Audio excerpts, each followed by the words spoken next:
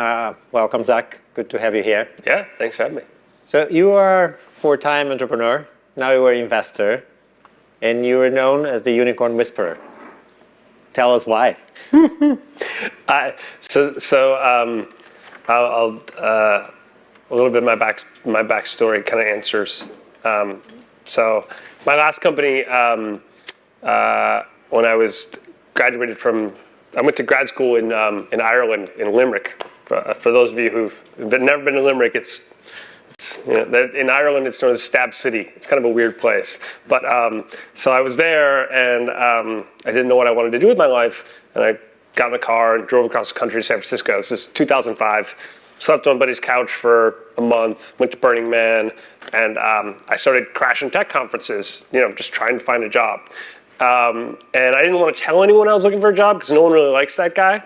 You kind of feel like they're going to bother you all night. So I told people I had this idea to start an ad tech company. I didn't know anything about ad tech, but nobody did either, so it didn't really matter. And next thing you know, people were like, oh, we'll fund that. Because in 2005, we had just come out of the sort of ice age from the tech bubble collapse in 2001, and everyone was coming out of their caves, and they were excited. And so next thing you know, I went from literally looking for a job to having a funded tech startup and having no idea what I was doing. 7 pivots, and 10 years later, coming to the end of 2014, right at the end of 2014, we'd built the business actually to about 30 million in revenue, and everything was going great until Facebook literally gutted me with a very sharp knife and killed the company in a very long, brutal, terrible, crazy story. And so here I was, having been in the ecosystem for the last 10 years while Silicon Valley had been sort of on fire, lost, didn't know what to do with my life, and AngelList had just started. And I had been advising companies and helped them raise money and just sort of being in the ecosystem, trying to be helpful. And one of the companies that I had been advising, I'd introduced them to their seed investors, and we'd gotten them funded. And then the Series A came along, and I was like, hey, do you guys mind if I try this new AngelList thing and syndicate the part of this Series A? And they were like, sure, go for it. Knock yourself out. So I wrote a little memo. This is why this company's amazing, blah, blah, blah. And I put it up, and I sent an email to all my friends. And 24 hours later, we had filled a $200K allocation. And I'd never invested in the entirety of my career. And I was like, oh, look at that. I'm an investor now. No idea what I was doing.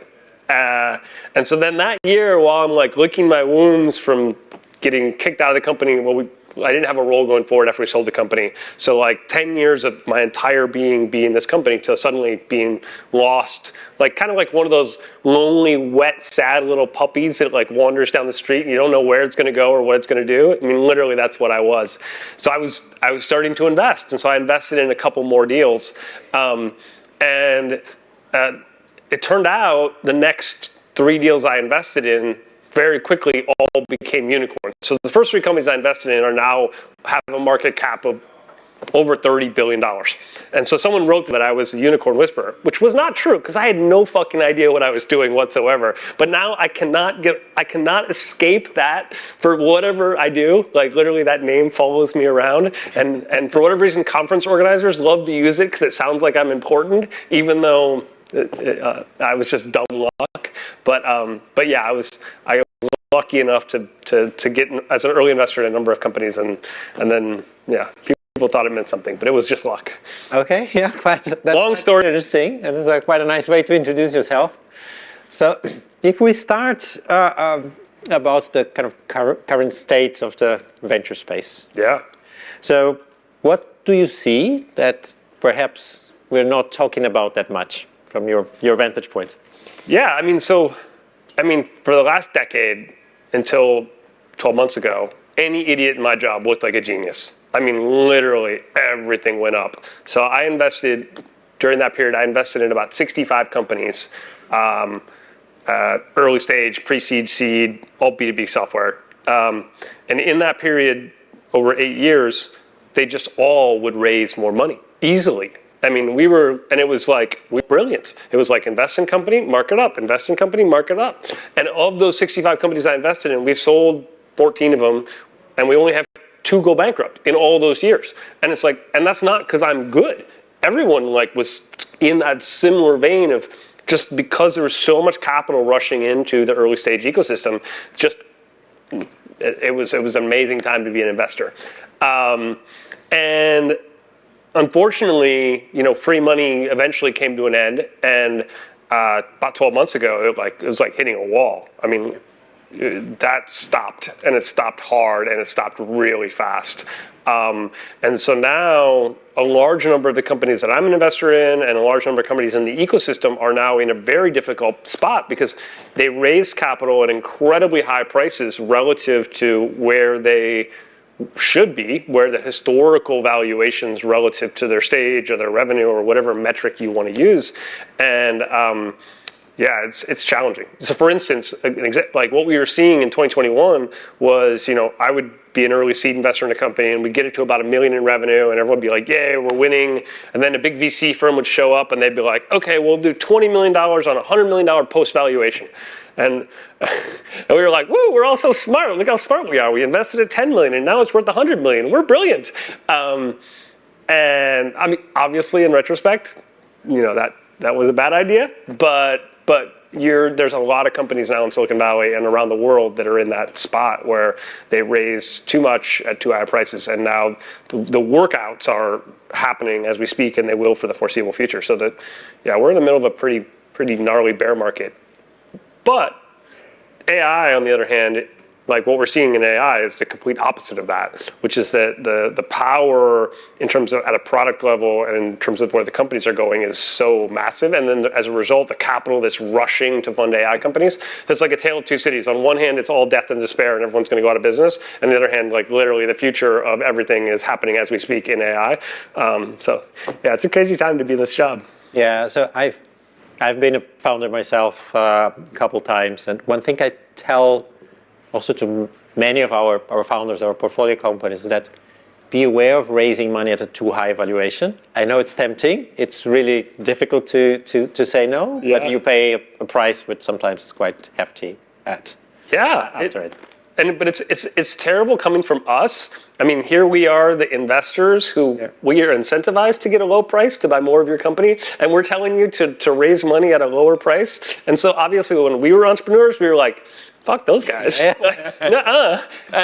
And so like it is, but the truth is that like, and I'm working with a founder right now where we're putting a new round into the company, and I'm like, buddy, if you go too high, you could get stuck. And he's like, oh, it's going to be okay. And I'm like, here, let me introduce you to a bunch of founders who currently their prices were too high. I'll give you an example. We had a down round last year, and it got so bitter between the founder and the board member that they literally couldn't talk to each other leading up to the fundraise. And they were just like, they hated each other because the fundraise was very difficult because the price was too high and it was a challenging round. And so he was fundraising for like 6 months and just couldn't raise. And he's literally on death's door. He's going to go out of business. And he finds a new investor who's going to invest in the round. And then he calls me up. He's so excited. He's like, I got someone who's going to do the deal. We're not fucked. And then the new investor is like, well, it's kind of a toxic relationship between the board member and the founder, so I want the preferred shareholders to take a 90% write down.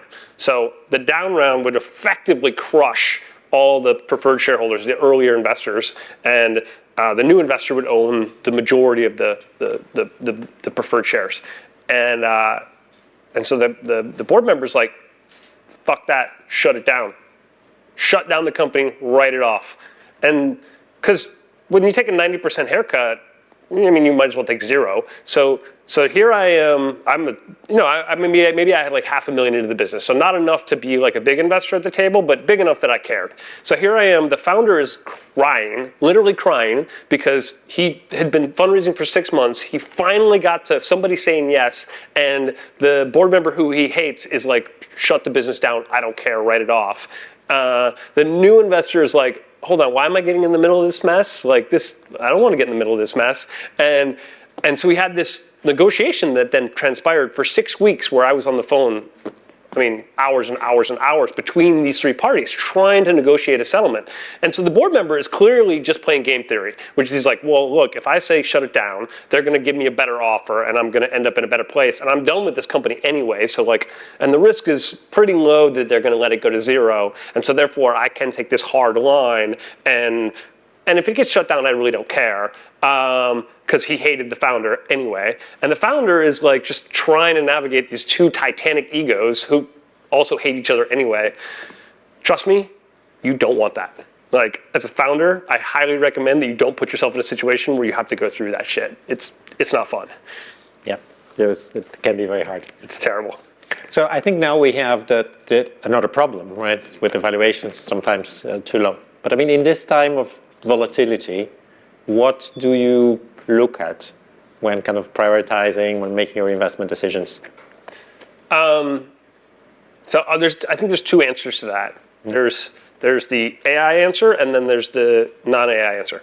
The AI answer, and it really directly impacts everything else, is at least what I'm seeing so far. So across my portfolio, there's core AI companies that are building their own LLMs, and they're like heavy into like, the hardcore shit. And then there's companies that have just grabbed off the shelf APIs and are starting to utilize it. And across that entire group, they're all seeing step function changes in performance of the products. So it's not like before they were improving. So I'll give you an example. We have a company that takes large government data sets, so like building permits, so literally scrawls on pieces of paper, and they basically can turn that into a data set that they can then sell to mortgage vendors and all sorts of people who need access to that information. And they built basically machine learning models for the last couple of years to do that, and it works well. And they took that technology and they put it in 2-3 months ago, they put it into OpenAI's API. They didn't do anything, they just put it in. And it was better on day one than what they had spent 2 years building. I mean, just dramatic step function change. Or I have another company that does AI voice agents. So you call in and you're talking to a customer service, except it's AI. And we built the last company we built, we sold to McDonald's a couple years ago for $300 million. Great exit, everyone's super happy. The founder's like literally one of the best in the world at doing this.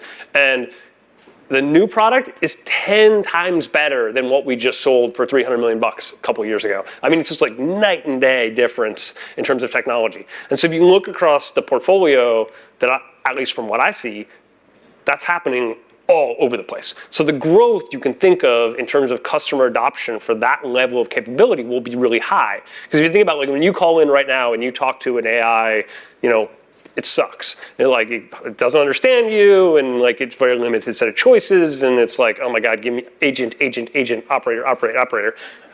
And it's terrible. Like the new stuff is better than humans. I mean, literally, like the demos are astounding. Like you get on the call and you're like, you call in, and we're doing hotels as the first use case, and we're like, hey, I'd like to book a room tonight at London Heathrow, and I want to be 5 minutes away from the airport, please. And by the way, I'd like to spend less. I don't want to spend a lot of money, but I don't want a complete shithole hotel.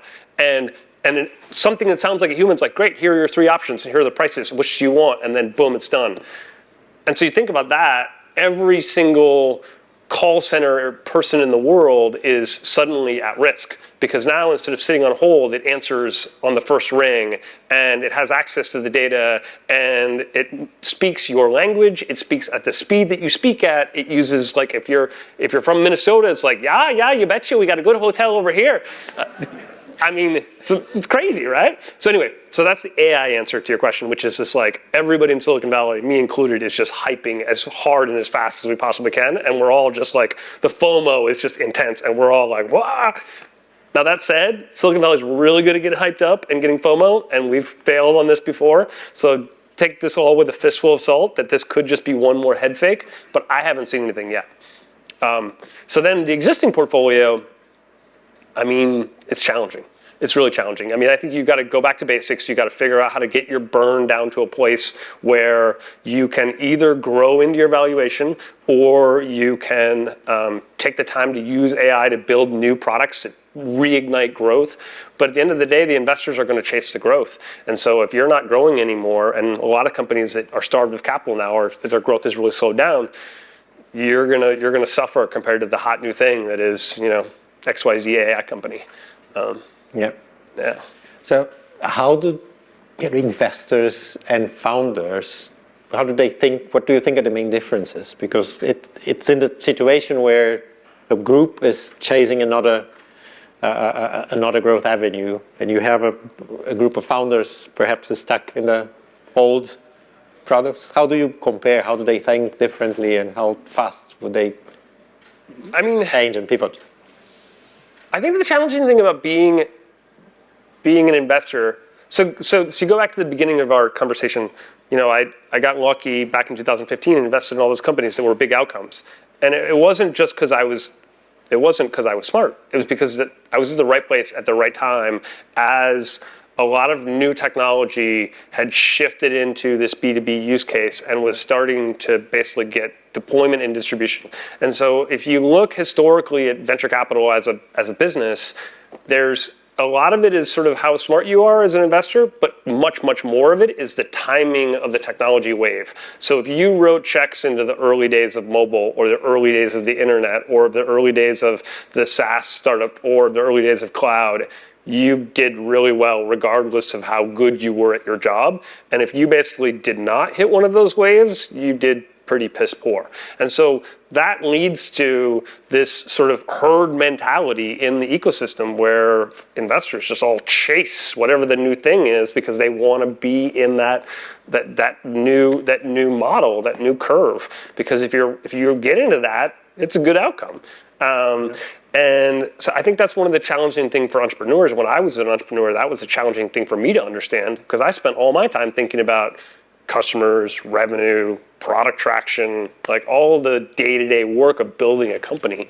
So I think it's like the VCs are like from Venus and founders are from Mars in a way. Like they don't really speak the same language in a lot of instances, and so I think that is a challenge. I don't know if there's any easy answers to that. Yeah.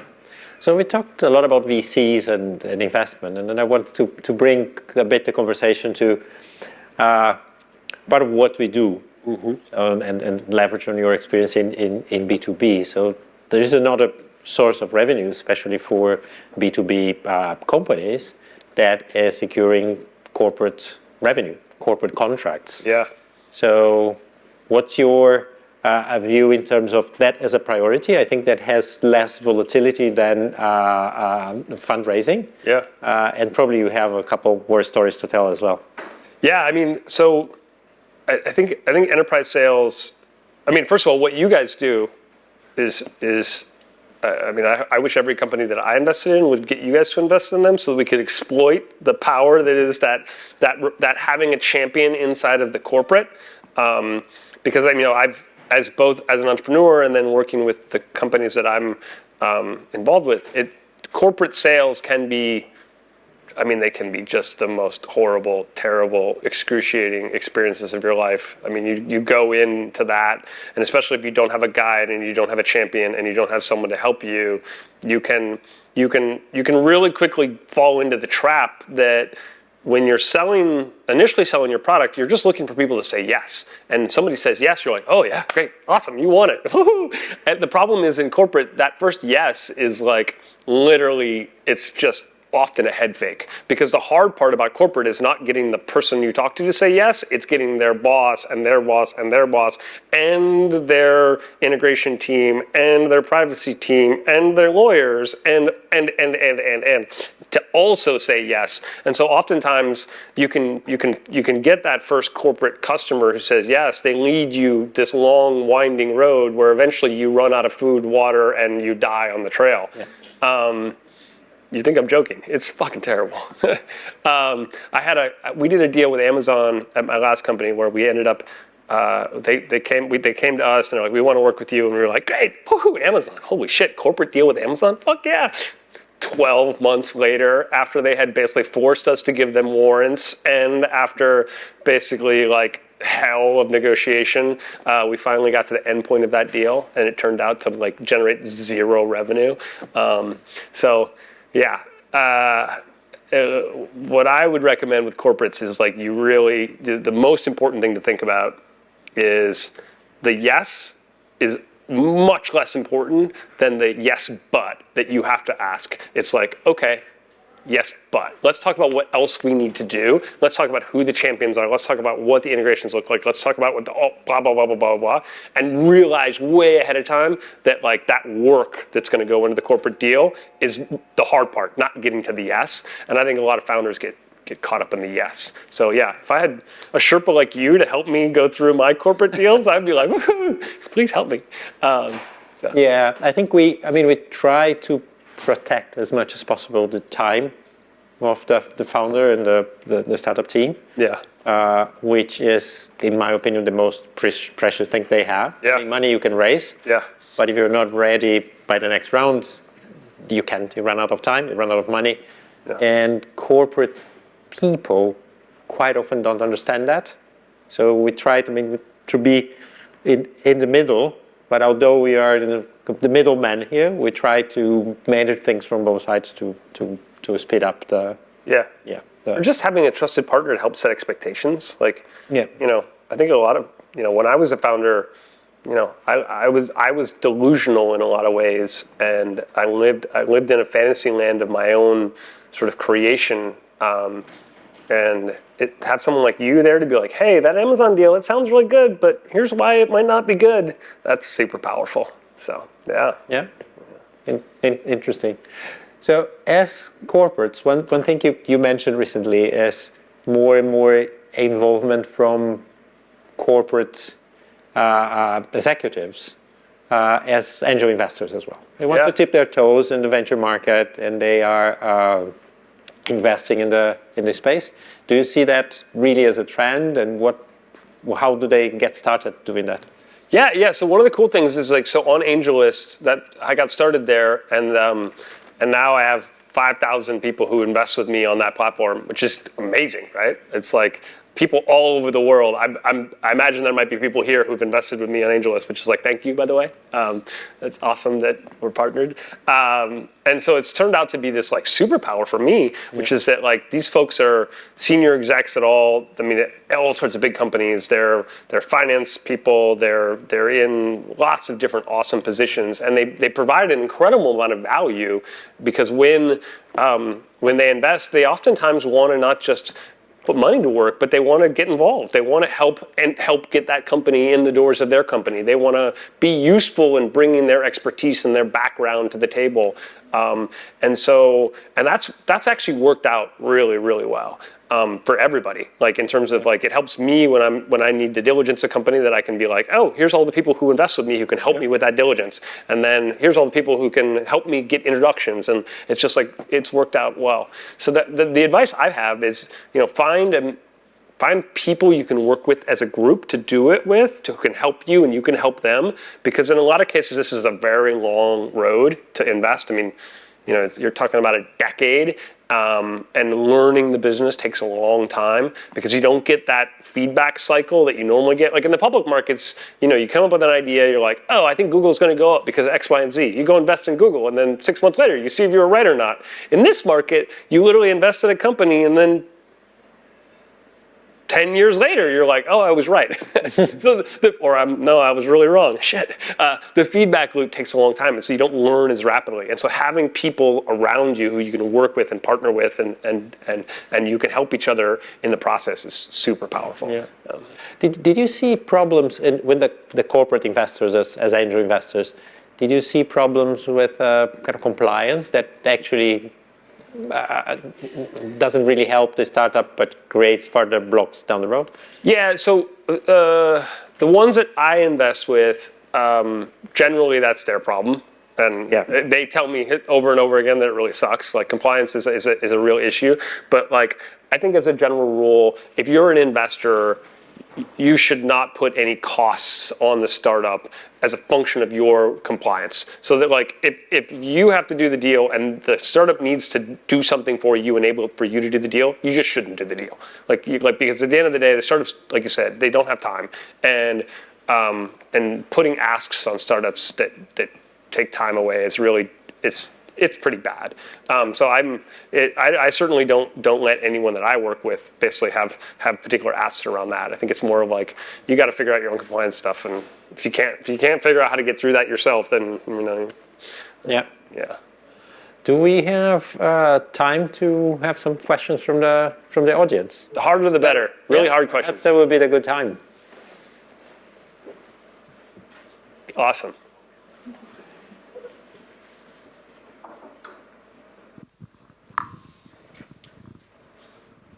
I saw one hand go up, right? Yeah. There, right? So, here. Hi. Whoa, that's loud. Hey.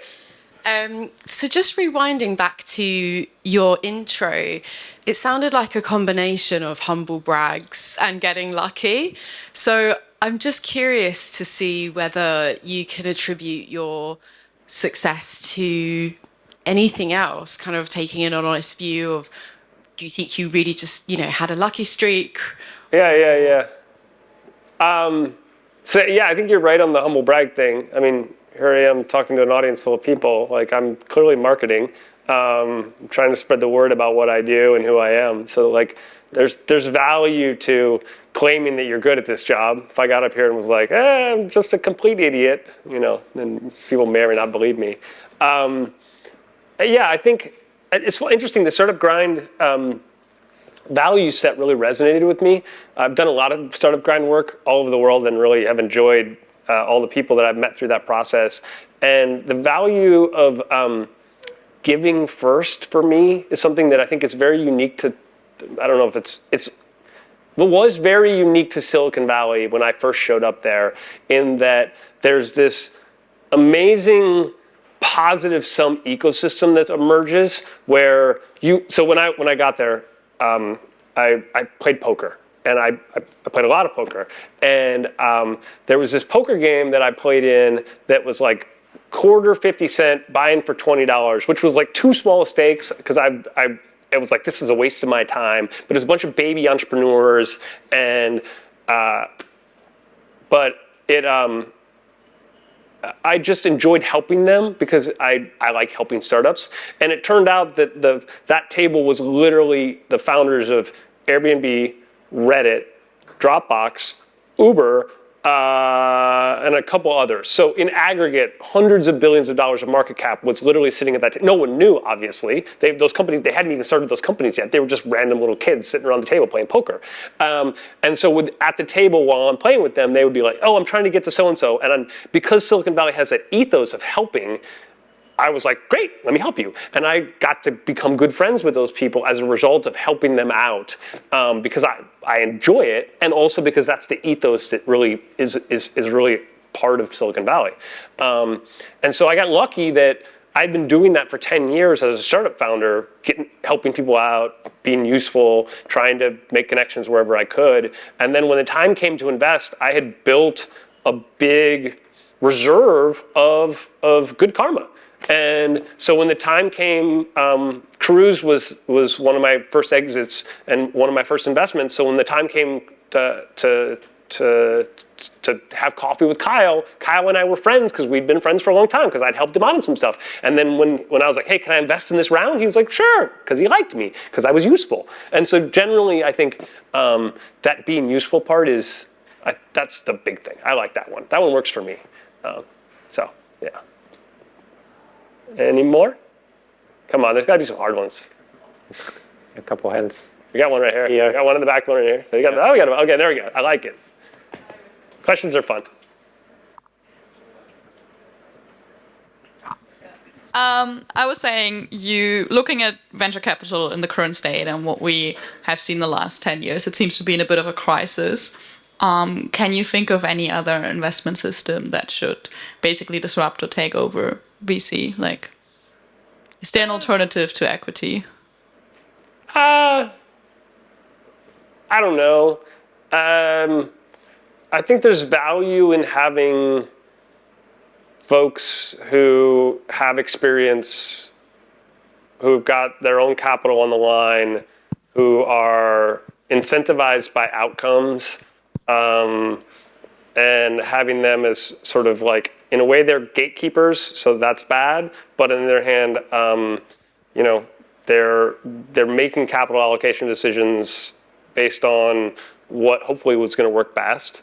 So I think when I look at the system, it's broken in many different ways. Like, it's an old boys club. It's like, especially like, you know, some of these old partnerships are like a bunch of white dudes sitting around the table and they just like, they live in their little weird bubble and like, but on the other hand, I look at that and I'm like, sweet, I get to take their lunch because like they're just not good at their jobs anymore. But yeah, I think the model is broken in a lot of ways, but like I haven't seen anything where I'm like, oh, that's going to work better. Like even AngelList is like really powerful in a way in that like we have, you know, I have 5,000 people who help me look at deals, and one thing they're really good at is pointing out when I'm being stupid. Like literally, I'll write up the memo, I'll be like, hey, I'm going to invest in this deal, and then like 20 people will be like, this is dumb, here's why. And I'm like, oh shit, they're right. So there's power in that, but the problem is the amount of capital that they have access to in aggregate relative to like the bigger sources of capital is not enough. So it's kind of a rambling answer, but the short answer is I think it works pretty well relative to all the other options that are out there. It's kind of like democracy. It's better than all the other options that are out there. Like, it's not great. It's kind of broken in lots of ways, but yeah. I think we had some in the back as well. Yeah. Howdy. Hey, Zach, how are you doing? Thanks for coming. I just had a question about secondaries. Yeah. I hear a few whispers, and I know some people who run secondary funds, etc. As far as I'm aware, with AngelList and the kind of stuff you're doing, you don't get into secondaries, or is it something that comes up in conversation? Because obviously it's a highly illiquid game with a long-term horizon. Surely there's a lot of people thinking about that. You know, how can we get liquidity, or is it something that is just blanket you can't do? Yeah, the core problem with secondaries is information. You know, the startups don't want to share their confidential information. They don't want to prepare reports like a public company would. They don't want to like, you know, do a monthly, quarterly, yearly earnings call. And so generally you have no idea what's actually happening inside the company. And as a result, basically you have this scenario where the insiders get to exploit it. So as an insider, I'm allowed to use inside information, which would be illegal in the public markets, but in private markets, it's just fine. So for instance, I have a company that's raising a new round, and it's going to raise at a new price. And I just got an email from somebody offering to sell me the shares at a discount to the last round. Like, what am I going to do? I'm going to hit the bid. So I'm going to buy that. I'm going to buy that secondary position. Like, it's legal. It's fair. I mean, not fair, the world's not fair, but that's just how that market works. So it makes the market very challenging to operate in because the other thing happens as well. So a startup is doing great on paper, and in reality, they just shat the bed and they're about to get driven out of business. And you're the insider, you're like, oh shit, you gotta sell your company shares as fast as possible. And all of the people who are in the secondary markets, they don't know that, you know, something happened internally.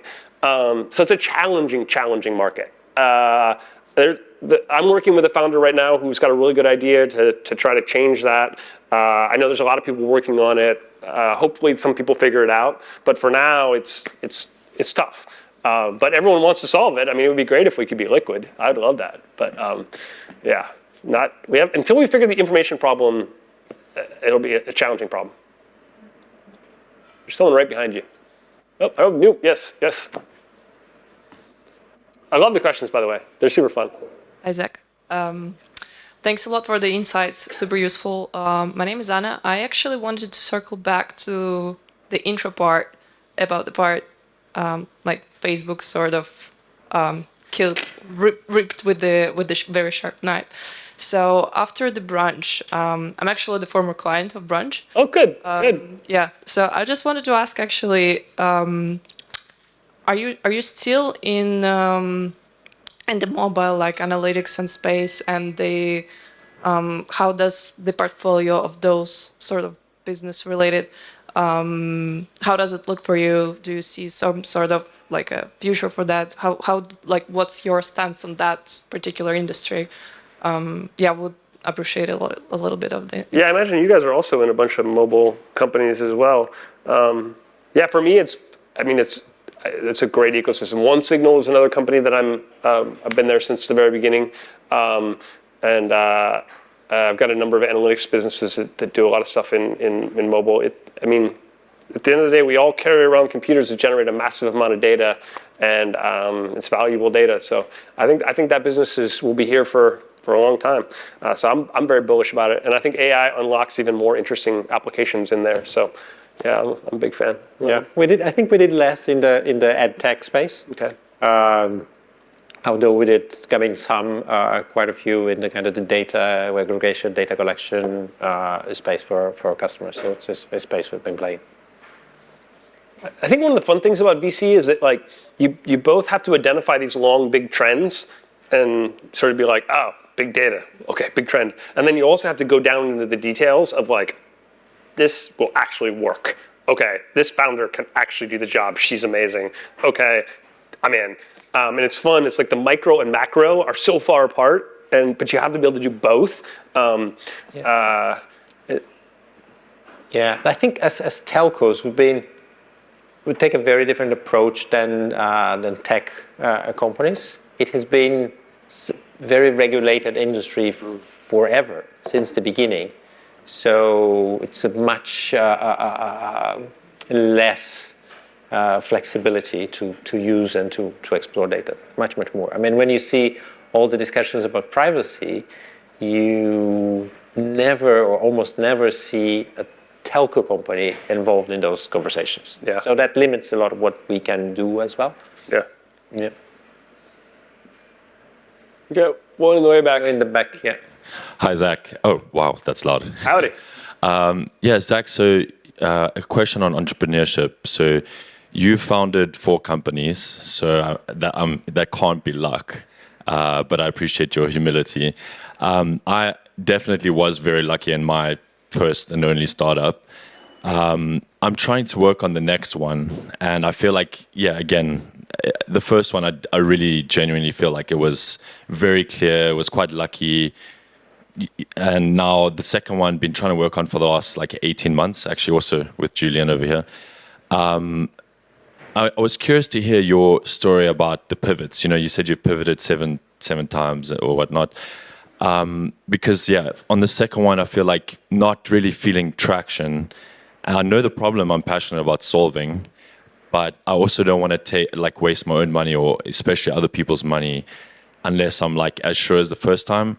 So I don't know if I should, for example, do what my co-founder did and just join another startup, or just keep, like, I don't really know what the recipe is, even though I've had luck once. Yeah. But I'd love to be able to do it again, like something even bigger. So just curious how, like, what your thoughts are on that.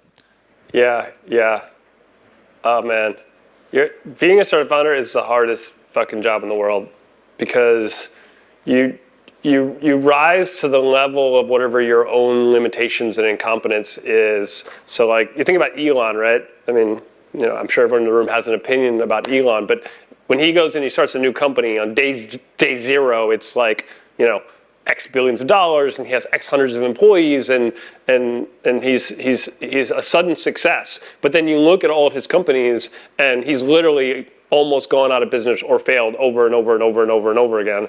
And you know that process for him is just as painful as it is for you, and that like it's just a series of problems in front of you that you work through, you try to solve. I have this metaphor I really like. See, most people have probably seen the movie Gladiator. So in the movie early on, there's a scene where Russell Crowe has just been captured, and it's him and a bunch of slaves. They're in the base of this sort of little arena, and they're grabbing whatever weapons they can grab before they get pushed out the door, and they know they're about to get chopped in half by a really angry dude with a sharp sword on the other side of it, which is a terrifying thought in and of itself. But that's kind of what being an entrepreneur is. Like, you grab whatever weapons, whatever friends, whatever capital, and you just get pushed out in the middle of the arena, and then you fight and you sweat and you bleed until you die, which is what happens to most of us, or you exit, which happens to very few of us. And it's just like, you beat one hard problem, and then there's 2 come at you. You beat those, and then there's 4. You beat that, and suddenly they're shooting arrows at you, and then trying to run you over with chariots. And it's like a never-ending problem. And so it's funny, like when I was running my company, I was like, oh, when I get to $1 million in revenue, I'm going to be so set. $1 million in revenue, oh my God. And then I was like, oh, when I got to that, I was like, oh, when I get to $10 million in revenue, I'm going to be so set. And it's just like this never-ending grind. So yeah, I feel your pain. And I think that's the hard part, right? Like, it's the reason why the job is why you get the ultimate freedom, why you get the ultimate power to make choices, is you also have to bear the ultimate pain. I'm with you on that. There's no easy answers. Like, yeah. Addictive as well. It's addictive. Of course, it's addictive. Very addictive. That's why I kept doing it. I mean, I'm still kind of doing it, right? This thing I'm doing now is kind of a startup, but yeah. We got one up here. Thanks a lot, Zach, for the great insights that you so generously shared with us today. I've got a bit of a sort of open-ended question. I was wondering whether you've got any sort of advice for founders regarding sort of funding. Increasingly, as founders, we're seeing like sources of funding coming from faraway places like the Far East, maybe. I was wondering whether you've got any sort of advice on maybe navigating some cultural differences when interacting with these sort of faraway sources of funding, or anything anecdotal, or would be appreciated. Thank you. The easy answer is that funding tends to be relatively binary. It's either really easy and they're just giving money away for free and like, lucky everyone, or it's really hard. And what you're seeing now when you have to go across geos and you have to deal with much more complicated funding sources is that it's hard. There's no easy answers. Like, it's going to be hard and it's going to stay hard until it gets easy. And you just got to kind of like work your way through it. I never raised any money personally from other big areas. I never raised Middle East money or Chinese money or money from other. Mostly it was for me, at least the U.S. or now some of my LPs are here. But yeah, I don't think there's easy answers. It's just a hard job raising money. It's just. Is that like an implicit caution? What's that? Is it like an implicit caution against it? No. I mean, look, you got to raise. Like, at the end of the day, like you got something, or maybe you don't have something and you want to build something and you need capital. I think the one advice I give founders generally is like, be very careful about the trade-offs that you make in terms of the time and energy to raise money versus spending that time and energy to just build the business and grow the business. And so, like, for instance, let's say you go and you're going to raise $1 million. You're like, great, I'm going to go raise $1 million. But at the end of the day, like $1 million, gets you only so far, and you could instead go get revenue instead, and the amount of time you're going to spend managing those investors, not just through the fundraise process, but then after the fundraise process for the rest of the life of your company, for that $1 million, you're probably going to spend more time on those investors through the life of the business than you ever would get paid back if you got paid $100 an hour. It's just like you're just going to end up spending a shit ton of time if your company is successful. And so it's like, just be careful. Sometimes you might just want to go do the work instead of trying to raise money. I think a lot of people think that money will solve all problems, but sometimes or finding traction. Like, if you get real traction, oftentimes fundraising gets a lot easier. But I think sometimes, and sometimes more often than should, founders think that raising money is the ultimate objective. Yeah. And which is not. Which goes back to our conversation about valuation. Having a high valuation at the beginning is not necessarily a measure of success. Yeah. May make your life much more difficult later. Yeah. And oftentimes if you don't get ahead of your skis, like when I talk to founders, the first question I always ask is, I'm like, okay, you can raise money because you want to raise money. You can raise money because you want to go after something, some opportunity. But do you have to raise money? And those are two different questions, because having to raise money is because, okay, I've got a contract that I need to fulfill. Okay, I have a competitor who's raising money and is going to drive me out of business because I can't keep up with their investments.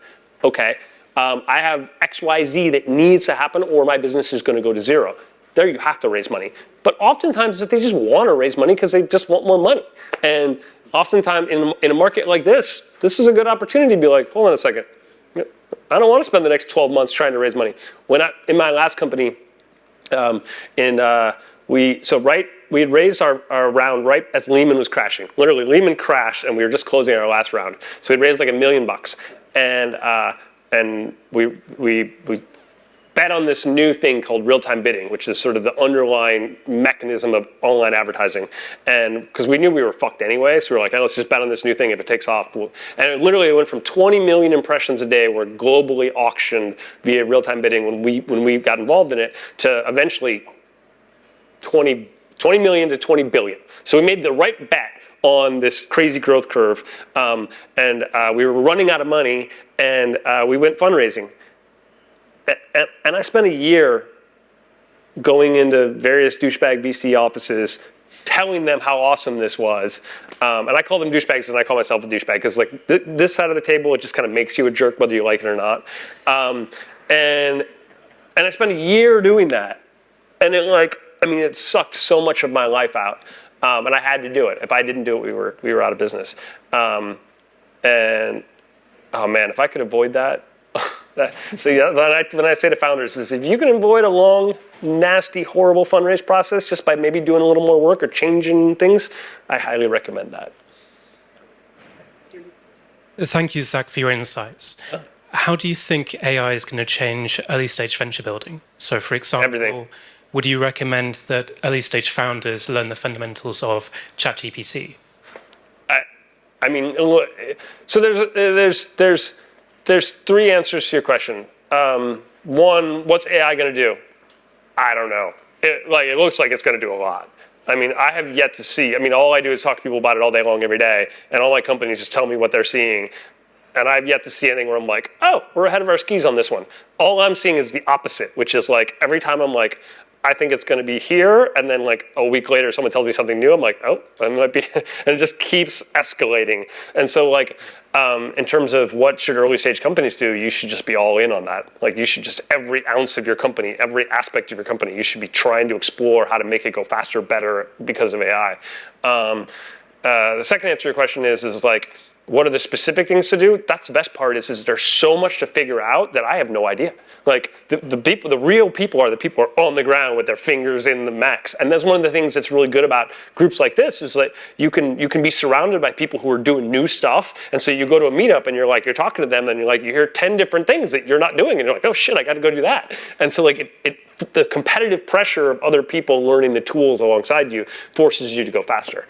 And then the third thing is unless this bubble blows up, it looks like it's going to be a long boom, and it's going to be a big driver, and it's at which point you want to get in as early as you can, and you want to invest as much time as you can, because we could be, at least from my experience being part of booms, you want to get there early, and you want to dig in and ride the boom, because booms are good. So, yeah. We got one up here, one back there. Howdy. Hi. My question kind of follows on from that, actually. Just curious about your thoughts about the business model behind a lot of these generative AI companies, because you got the mega kind of startups who got a lot of runway and they can figure out the revenue stream further on, but a smaller company has to pay the bills, right, in some way. So just kind of curious as to what you're seeing out there. So my general rule when I talk to founders is that there's paying the bills and making money is obviously the goal, but growth is a powerful thing. So if you can find a way to see incredible growth, I mean, look at OpenAI, for instance. 12 months ago, my friends, when they talked about OpenAI, and these are some of the smartest people in the world that I know anyway, they laughed. They were like, it's a giant stupid science project, and they're just burning money. They were like, this is the dumbest fucking thing ever. There's no revenue. It's a complete waste of time. Fucking Sam Altman's an idiot. Blah, blah, blah, blah, blah, blah. 12 months ago, they were saying that. Now, it's literally one of the biggest properties on the internet. It's attracted more consumer attention faster than anything ever. And monetizing that will be trivial. So if you gave me that and said, oh, go make money with that, I could make a lot of money really fast. I mean, billions and billions and billions of dollars. That would be trivial to do. And so I think that the general public, when they look at startups that are losing money, they get fixated on, oh, that company just loses money. But the reality is, it's kind of like a gold mine in that, like, you and I, we go looking for a gold mine in the woods. We're climbing through the mountains, and we spend years of our life doing it. It costs us a lot of money, and we're losing money hand over fist to go find the gold mine. And everybody laughs at us because we're trying to find a gold mine. And then we find it. We find a big ass vein of gold that goes all the way to the mountain, and it's like this thick. And like, we tell everyone, hey, we found it, and no one believes us. And they don't even believe us when we go build the actual infrastructure to bring the gold out, because no one ever believes us. No one believes anybody in Silicon Valley and in startups. Like, they think we're all full of shit. But then we start bringing out barrel after barrel after barrel after gold, and then they're like, oh, you're too powerful. We better take away your power. So I think there's a general confusion around losses in startups, because at the end of the day, they really are, if you find growth and it gets big, it becomes a gold mine, and then making money is relatively easy. Versus, making money from the start is also a powerful strategy. If you can figure out how to do that, you can do well. So they're just different models, and it's just a question of, can you find a big gold mine, or are you better off selling the picks and shovels and Levi's jeans to the people who are going into the woods trying to find gold? Different models. They both work. Yeah. Good. Yeah, I think we have a question. Yeah. One up here. Hi, Zach. Thanks. Oh, hey, there we go. I love all the questions, by the way. I could go all night. I'm sure no one wants to listen to me all night, but I enjoy it. So I'm curious, we talked a bit about the enterprise sales process, and I'm curious to hear actually from both of you, what do you see the best startups do in terms of tactics, tools that are still closing deals despite CFOs sitting on all of these deals, despite SaaS budgets being slashed, and all of these trends that sort of have emerged in the last couple of months? Yeah, that's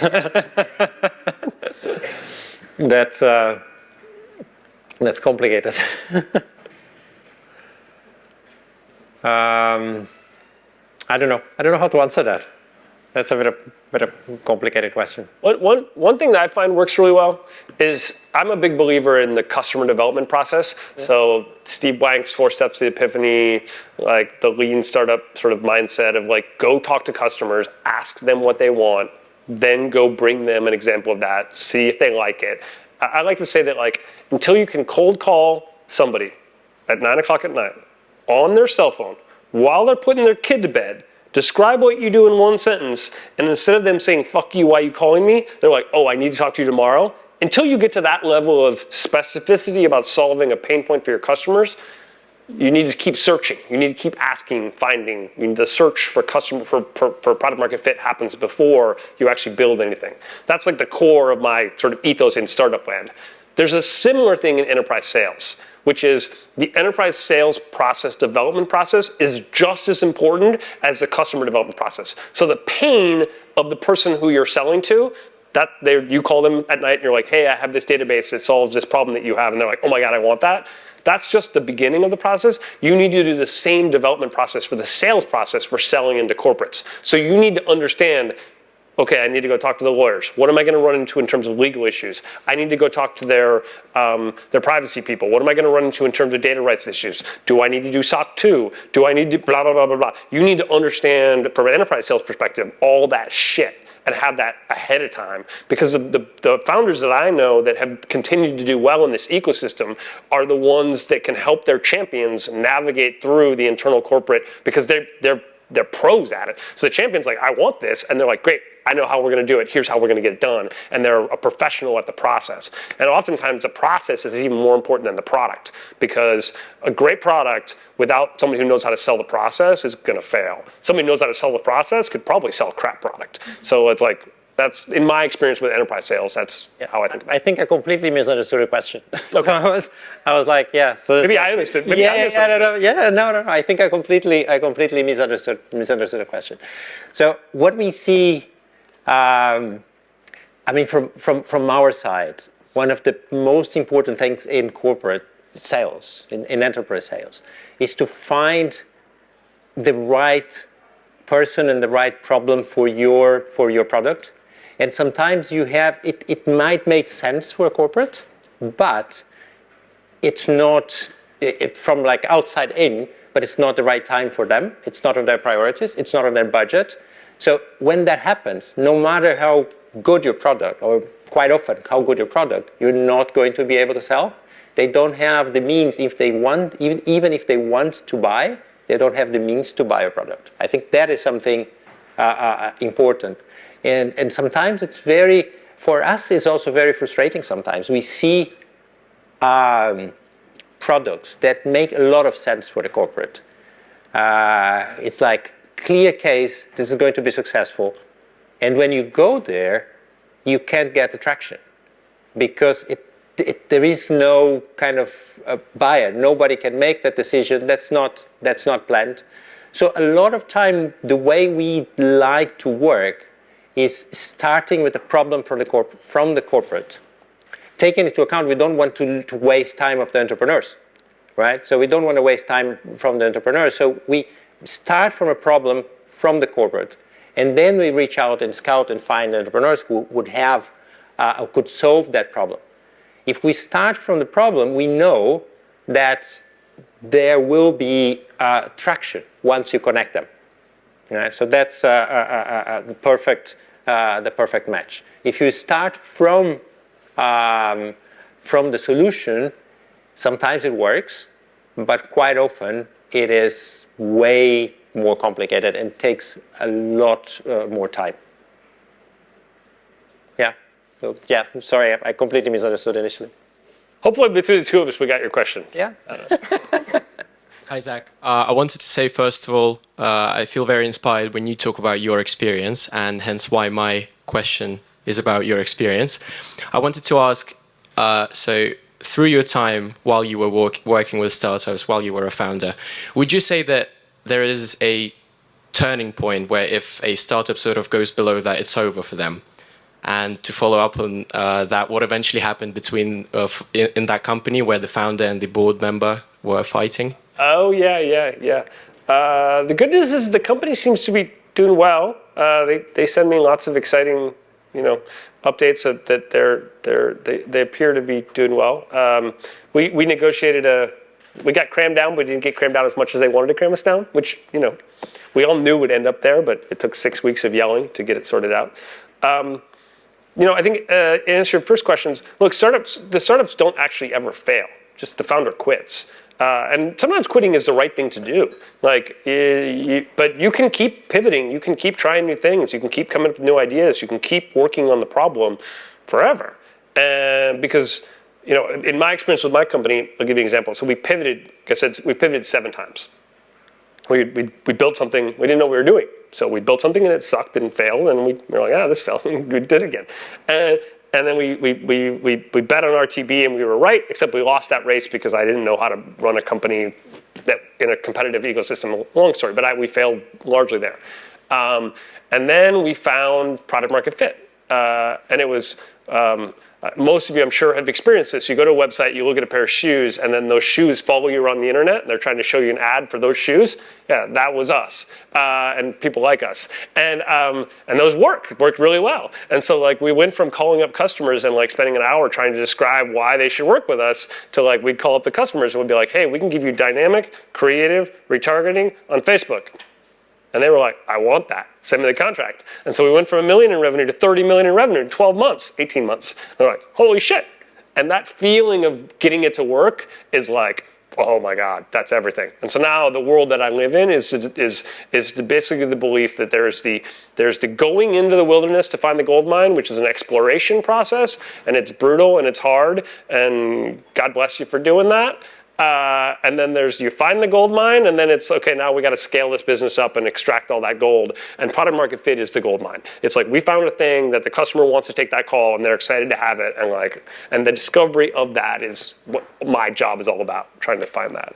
And so with a startup that's failing, the great news is that right around tomorrow, right around the corner, you can find it. You can basically go be like, let's go play with these new AI tools. And then you're like, oh, we can do this, to do this, to do this. And then we call up the customers and they're like, give it to me. And boom, it takes off. And I've seen that over and over and over and over and over again. I mean, Twitter was Slack, was Odeo failing. Slack was the next company failing. There's so many examples of startups that came out of literally just complete and utter failures of companies that were literally going to zero. And then they found it and ding. And I've seen that I've seen that a lot. And sometimes, quite often, it's small changes, right? Yep. Close to the problem, close to the solution, but it's small changes. So, I mean, many times, as kind of startups that don't kind of pivot or don't test fast enough, and they run out of money, run out of time, and they're so emotionally attached to the product that that we see it's painful, but we see quite often as well. Hello, Zach. So just a quick question, actually. Best qualities of entrepreneurs that you worked with or dealt with. Maybe you already answered that question in regards to perseverance, trying and trying again. But best qualities in entrepreneurs that you work with. Selfish question here. I mean, I like to say that like the best entrepreneurs. So I'll give you two metaphors. So imagine we're in this room, all of us, and I say, okay, guys, here's what we're gonna do. We're gonna have a contest to see who the first person is, just using the stuff that's in this room, to break through this floor right here. It's a contest, and so like. Somebody would go sharpen that and turn it into a pickaxe and go at it. And the best entrepreneurs would be excited about that. They'd be like, ooh, hard problem, let's go. And the people who aren't entrepreneurs would be like, hey, fuck that, that sounds dumb, and they'd leave. But the people who wanted to be here, they wanted to go through this challenge. Some much smarter woman would be like, ooh, I can make a bomb out of the espresso machine. And she'd build a bomb and blow it up. And it would just be this competition to see who could get to the floor first. Entrepreneurs at their core, that's what they are. They're problem solvers. They're excited by hard, complicated problems. They get energy and joy out of it.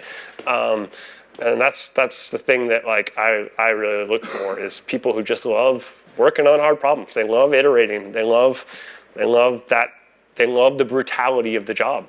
Because they would prefer to be brutally punched in the. I like to say that being a startup entrepreneur is sort of like being in a dark room with Mike Tyson, the boxer, and in one hand he has an ice cream cone, and the other hand he has his fist, and you never know which one's gonna hit you in the mouth at any given moment.